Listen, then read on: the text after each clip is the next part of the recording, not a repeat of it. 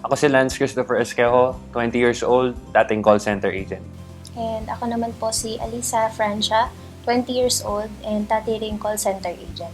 Nag-start kami dito last year, June 4, 2021. Na-invite ako ni Ma'am Marisol Guevara. Actually, nag-apply ako sa kanya through Facebook jobs. Nakita ko yung posting niya. Sakto noon, nung time na yun, kaka-resign ko lang din sa trabaho.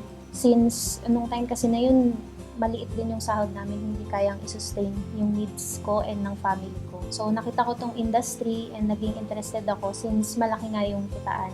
And sakto din nung time na yun, parehas din kami nag-resign. So, in-invite ko din siya na umattend ng seminar. So, katulad ng mga ibang sellers and of course managers, nagkaroon din kami ng mga struggles. Since kami, nag-start kami at age 19, there's a lot of doubts talaga, no? Even my relatives, nalala ko yung tita ko, sabi niya sa akin, Lance, mahirap yan, di ka makakabenta dyan. And tumatak sa akin yun. That's the time na mas ginalingan ko pa. Kasi I know, iba ako mag-isip and I know, mas naniniwala ako sa mga mentors ko. And there's also a time na para mas maging confident ako, sumasabit nga ako sa jeep, nalala ko, white na long sleeves, umabagyo. May dala pa akong paper bag na galing sa Greenbelt and nabutas pa yon that time. Pero tumuloy pa rin ako, no? Nakakatawan man isipin pero ayun yung naging boost ko, no? Para mas maging confident pa. At the same time, mas galingan pa kasi mahirap talaga. So, ayun, given na may struggles talaga dito sa industry na to, of course, kami, pinagaling namin yung mga sarili namin. Kasi we already expected na talagang mahihirapan kami. So, syempre, given the fact na dito sa industry natin mahihirapan talaga tayo, so kami, syempre, on our part, pinagaling din namin yung sarili namin. No? At the same time, kailangan pala talaga consistent ka. Kasi na-realize namin na para gumaling ka, hindi yon instant. Kailangan araw-araw mo siyang ginagawa. And luckily, or fortunately, binigyan naman tayo ni Lord ng unang benta. And ayun, of course, pinaghirapan din natin yon, no, sa tulong rin ng mga mentors natin, and na-realize ko rin noon na success is all about preparation, not perfection. So, year 2021, para sa akin yun yung pinaka pagsubok sa buhay ko personally. Kasi nandun yung na-negative ako ng sarili kong family, hindi nila supported yung ginagawa kong negosyo, itong industry na pinasok ko. So, dumating talaga sa time na halos araw-araw nagtatalo kami ng kapatid ko kasi nga hindi nila ako sinusuportahan. Nung time na yun, masyado akong na-overwhelm sa mga problema na pinagdadaanan ko. Halos 4 months siguro nun, wala akong benta. So, nung time na yun,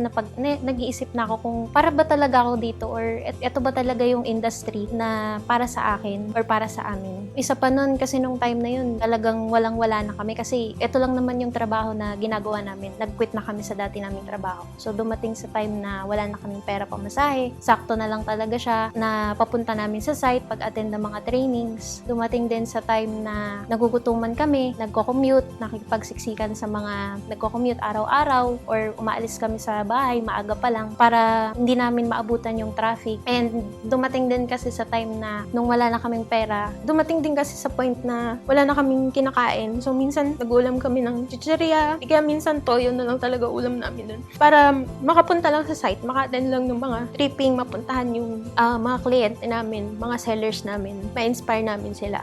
Isa pa nun, sa manager ko, lagi talaga akong lumalapit sa kanya dati pag wala kaming pera. And then, nagtuloy-tuloy lang kami kasi malinaw naman sa amin na itong industry na to yung makakapagpabago ng buhay namin. So, unang achievement namin, alam ko medyo sa iba siguro maliit na bagay siya, pero sa amin malaki na yun kasi nakabili kami ng sarili naming laptop sa tulong ng industry na to. Kasi naalala ko that time, kaming mga leaders, naghahati-hati lang kami talaga sa isang laptop kay Ma'am Sol pa nun. So, bumili kami ng laptop para may magamit yung mga sellers namin, pang present sa PKS, pang training. Pangalawa, nakabili din kami ng property dito sa Urban Deca Homes Ortigas. Nakabili kami ng 2 bedrooms na condo unit. And lastly, yung pinakamalaking achievement para sa amin kasi kami yung pinakabata na naglabas ng kotse na Honda BRV 7-seater silver dito sa Sure Homes. So, ayun, nilook forward namin this 2023, no? Of course, madami pang maparesolve resulta ng mga agents namin, even mga leaders namin. At the same time, guys, I just want to remind you na mas piliin nating mahirapan, no? Kasi we're already a living testimony na kapag pinili mong mahirapan, kapag pinili mong maksaktan ng paulit-ulit, may magandang resulta yun sa dulos. Kailangan lang natin maging consistent. Kailangan mo lang pumayag. Nasa pagpayag lang yan. Gusto ko magpasalamat, unang-una kay God, kasi nung time na nagsistart kami dito, hindi naman talaga kami super religious eh. Pero through time, tinulungan niya kami sa mga challenges na pinagdaanan namin sa buhay. Mas naging mapalapit kami sa Kanya. And mas naintindihan ko na yung purpose kung bakit kami dinala sa ganitong industry. Pangalawa, sa senior manager namin, si Mama Resol Guevara, sa pag-guide mula umpisa hanggang ngayon. Tinuruan niya kami kung paano maging tunay na leader para sa mga tao namin. And of course, kay Ma'am Julie, yung sales director natin, sa pagbibigay ng wisdom, sa learnings, and also sa mga tulong na binibigay niya sa amin. Hindi ko na yun may isa-isa kasi sobrang dami na talaga. Pangatlo, kay Sir Sherwin Sevilla, dahil sa binigay niyong opportunity sa amin, napakadaming buhay yung nabago ng Sure Homes. And lastly, sa mga mahal namin sa buhay, sa pamilya namin, sa mga kaibigan, sa walang sawa na suporta, at saka sa grupo namin, Team Alpha, sa mga efforts ninyo, lahat naman yun na-appreciate namin. May mga times lang na mahigpit kami sa inyo kasi para sa inyo rin naman yun. Para sa success ninyo, and gusto namin na maparesulta kayo. Ako si Lance Christopher Esquejo, dating call center agent. At ako naman si Alisa Francia, dating call center agent. Ngayon, property and car achiever na sa tulong ni Sure Homes.